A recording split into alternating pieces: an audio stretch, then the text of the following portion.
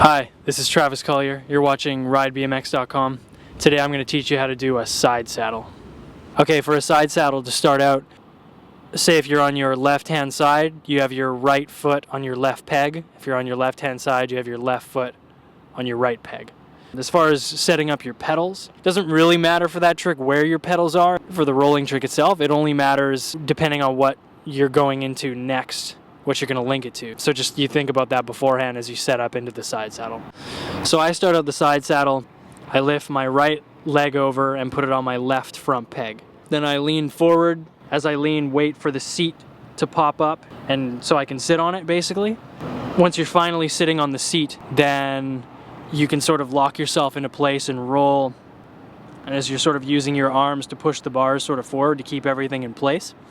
And then you just sort of are locked and you just sort of roll along as you step over for the trick. As you push the bars forward to lean into it and the seat hits you in the ass, then you, in this case, your left foot would be hanging. So you use that as sort of a way to keep yourself straight.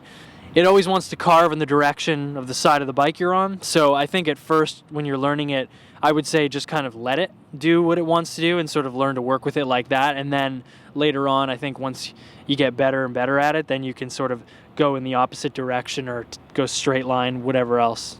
To ride out of the side saddle, it's pretty simple. It's like when you're locked in that position, you're hanging onto the handlebars, so you pretty much decide when you want to release that lock and sort of let the back end drop. It's just basically a sake of letting the back end go, but leaning forward enough so that you stay up, but the back end goes down. So then you just put your feet on the pedals or on the back peg or whatever just to ride out. It's pretty simple. This trick is very similar to a hang five, just the idea of having one foot on the peg, leaning forward on your front wheel and rolling. It's just a little bit different. It's not any more difficult than a hang five.